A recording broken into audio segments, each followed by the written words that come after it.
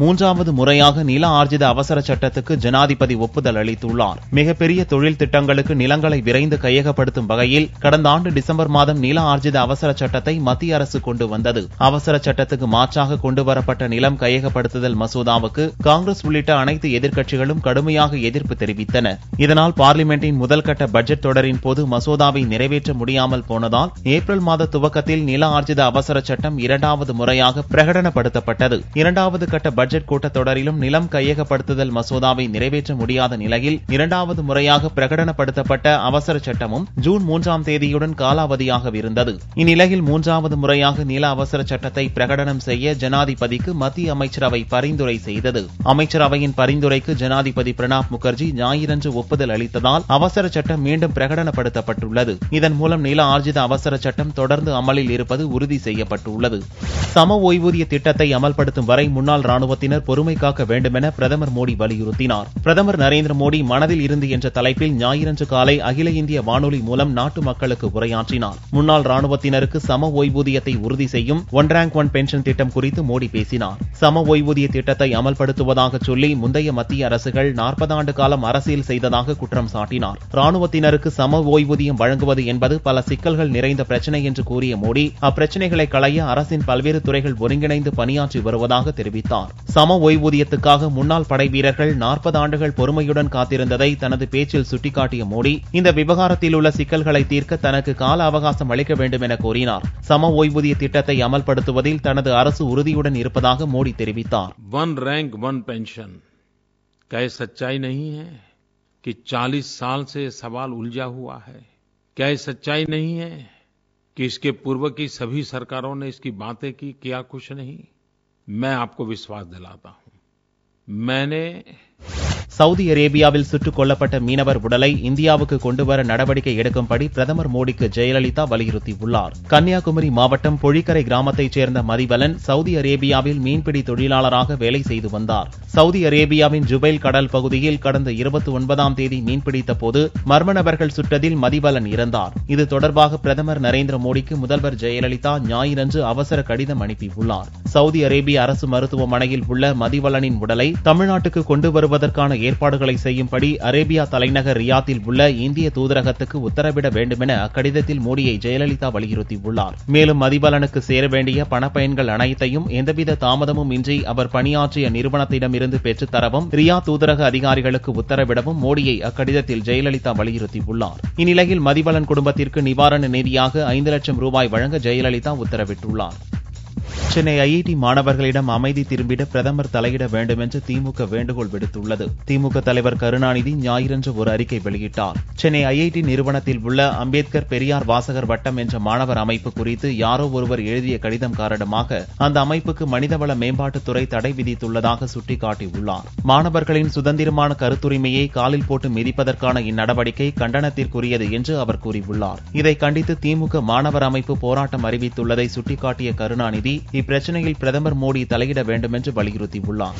Group 1 தேர்வு விரைவில் அறிவிக்கப்படும் என்று டிஎன்பிஎஸ்சி பொறுப்பு தலைவர் பாலசுப்ரமணியன் தெரிவித்துள்ளார். சித்தா, யுனானி, ஆயுர்வேதம், ஹோமியோபதி ஆகிய உதவி மருத்துவ அலுவலர்களுக்கான தேர்வு தமிழ்நாடு அரசு பணியாளர் தேர்வாணையத்தின் மூலம் ஞாயிற்றுக்கிழமை நடந்தது. சென்னையில் மாநில மகளிர் பள்ளியில் நடந்த தேர்வை டிஎன்பிஎஸ்சி தேர்வு வாரிய பொறுப்பு தலைவர் பாலசுப்ரமணியன் பார்வையிட்டார். பின்னர் செய்தியாளர்களிடம் பேசிய அவர் உதவி கலெக்டர், டிஎஸ்பி, மாவட்ட பதிவாளர், வணிக வரித்துறை அலுவலர் உள்ளிட்ட பல்வேறு பணிகளுக்கான குரூப் 1 தேர்வு அறிவிப்பு 2 அல்லது 3 வார காலத்தில் அறிவிக்கப்படும் என்றார். நடந்து முடிந்த குரூப் 4 தேர்வில் வெற்றி பெற்றவர்களுக்கு சான்றிதழ் சரிபார்ப்பு ஜூன் 15ஆம் தேதி துவங்க உள்ளதாக அவர் தெரிவித்தார்.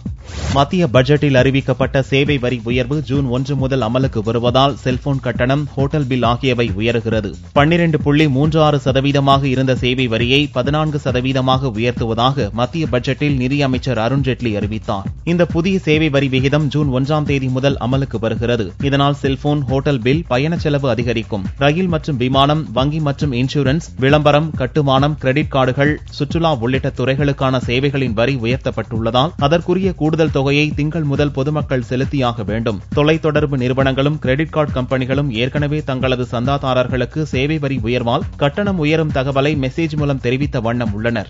காஷ்மீரில் பயங்கரவாதிகளின் ஊடுருவல் முயற்சியை ராணுவத்தினர் முறியடித்தனர். ஜம்மு காஷ்மீர் மாநிலம் குப்வாரா மாவட்டம் தங்தர் செக்டாரில் உள்ள எல்லை வழியாக ஞாயிறன்று அதிகாலை 4:30 மணிக்கு சில பாகிஸ்தானிய பயங்கரவாதிகள் இந்திய எல்லைக்குள் ஊடுருவ முயற்சித்தனர். இதை பார்த்த ராணுவ வீரர்கள் அவர்களை நோக்கி சுட்டனர். தொடர்ந்து ராணுவத்தினருக்கும் பயங்கரவாதிகளுக்கும் துப்பாக்கிச் சண்டை நீண்ட நேரத்துக்கு நீடித்தது. இச்சண்டையில் இருதரப்புக்கும் உயிரிழப்போ காயமோ ஏற்படவில்லை என்றும் ஊடுருவல் முயற்சி தோல்வியில் முடிந்ததால் பயங்கரவாதிகள் பின்வாங்கியதாகவும் ராணுவ அதிகாரி கூறினார். இதே தங்தார் செக்டாரில் மே 25ஆம் தேதி பயங்கரவாதிகள் ஊடுருவ முயன்றபோது நடந்த சண்டையில் 3 ராணுவ வீரர்கள் வீரமரணமடைந்தனர்.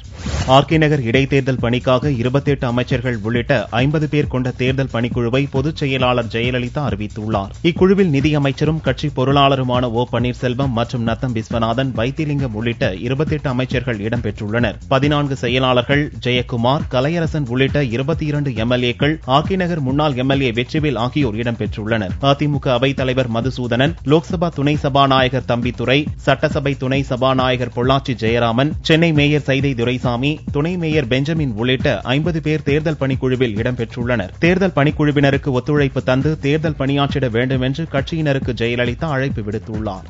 கோடை விடுமுறைக்கு பின்னர் திங்களன்று பள்ளிகள் திறக்கப்படுகின்றன. தமிழகம் முழுவதும் அனைத்து துவக்கப் பள்ளிகள், நடுநிலைப் பள்ளிகள் மே 1ஆம் தேதியும், உயர்நிலை மற்றும் மேல்நிலைப் பள்ளிகளுக்கு ஏப்ரல் 23ஆம் தேதியும் கோடை விடுமுறை துவங்கியது. ஜூன் 1ஆம் தேதி பள்ளிகள் திறக்கப்படுவதாக அறிவிக்கப்பட்டிருந்தது. அறிவித்தபடி திங்களன்று பள்ளிகள் திறக்கப்படும் என்றும், முதல் நாளன்றே பாடப்புத்தகங்கள் வழங்கப்படும் என்றும், தொடர்ந்து சீருடை, நோட்டுகள் வழங்கப்படும் என்றும் பள்ளிக் கல்வித்துறை அறிவித்துள்ளது. இடைத்தேர்தல் நடக்கும் ஆர்கே நகரில் மட்டும் புத்தகங்கள், சீருடைகள் உடனடியாக வழங்கப்படும் என்றும், முதல்வர் படம் இடம்பெற்றிருப்பதால் நோட்டுகள் பின்னர் வழங்கப்படும் என்றும் தெரிவிக்கப்பட்டுள்ளது.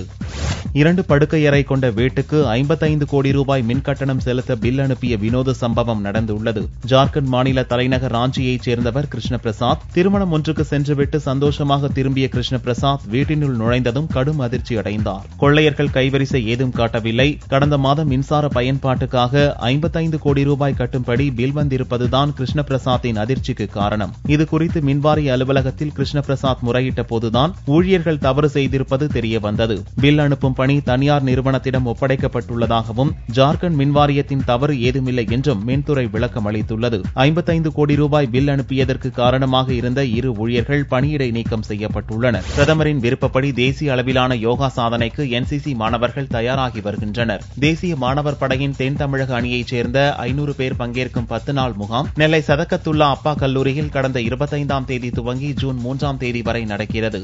இம்முகாமில் சர்வதேச யோகா தினத்தை ஒட்டி தேசிய அளவில் அதிக எண்ணிக்கையில் பங்கேற்கும் யோகா கின்னஸ் முயற்சி நடக்கிறது. இதற்கான பயிற்சி ஞாயிறன்று நடந்தது. இதில் 500க்கும் மேற்பட்ட மாணவ மாணவிகள் பங்கேற்றனர்.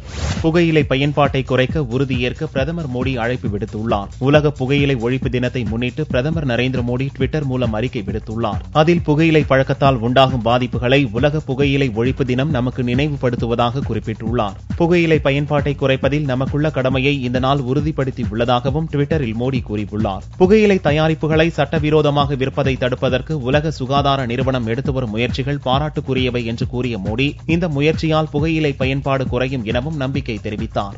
புகையிலை பொருட்கள் உபயோகத்தால் இந்தியாவில் ஆண்டுக்கு 10 லட்சம் பேர் இறப்பதாக அன்புமணி வேதனை தெரிவித்துள்ளார். உலக புகையிலை ஒழிப்பு விழிப்புணர்வு தினம் மே 31ஆம் தேதி அனுசரிக்கப்படுகிறது. பசுமை தாயகம் அமைப்பு சார்பில் புகையிலை கட்டுப்பாட்டு சட்டத்தை சட்டமாக்க கோரி 10 லட்சம் பேரிடம் கையெழுத்து பெறும் நிகழ்ச்சி சென்னை சேப்பாக்கம் விருந்தினர் மாளிகை அருகே நடந்தது. இந்நிகழ்ச்சியை தருமபுரி எம்பி அன்புமணி முதல் கையொப்பமிட்டு துவக்கி வைத்தார். அப்போது பேசிய அவர், மத்திய அரசு புகையிலை கட்டுப்பாட்டு சட்டத்தை வரும் கூட்டத்தொடரில் நிறைவேற்ற வேண்டும் என்று கேட்டுக் கொண்டார். இதைத் தொடர்ந்து பொதுமக்களிடம் கையெழுத்து பெறும் நிகழ்ச்சி நடந்தது.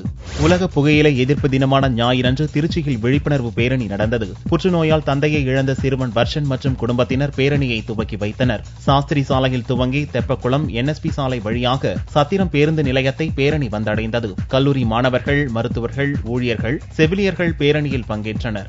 நெல்லை சர்ச் இடிந்த இடத்திற்கு 4 நாட்களுக்கு பிறகு வந்த பிஷப் பாதிக்கப்பட்டவர்களுக்கு நிவாரணம் வழங்கப்படுவது குறித்து பதிலளிக்காமல் கிளம்பிச் சென்றார். சேவியர் காலனியில் செயின்ட் பீட்டர் தேவாலயத்தில் பிரார்த்தனை கூட கட்டுமான பணி நடந்தது. கடந்த 27ஆம் தேதி சர்ச் மேற்கூரை தளம் கான்கிரீட் இடிந்து விழுந்ததில் 3 பேர் பலியாகினர். இவ்வழக்கில் இதுவரை யாரும் கைது செய்யப்படாத நிலையில் ஞாயிறு காலை பிஷப் கிறிஸ்துதாஸ் சேவியர் தேவாலயத்திற்கு வந்தார். அவரிடம் பாதிக்கப்பட்டவர்களுக்கு நிவாரணம் வழங்கப்படுமா என கேட்டதற்கு அவர் பதிலளிக்கவில்லை. அதனை நாங்கள் பார்த்துக் கொள்கிறோம் என கூறிவிட்டு சென்றார்.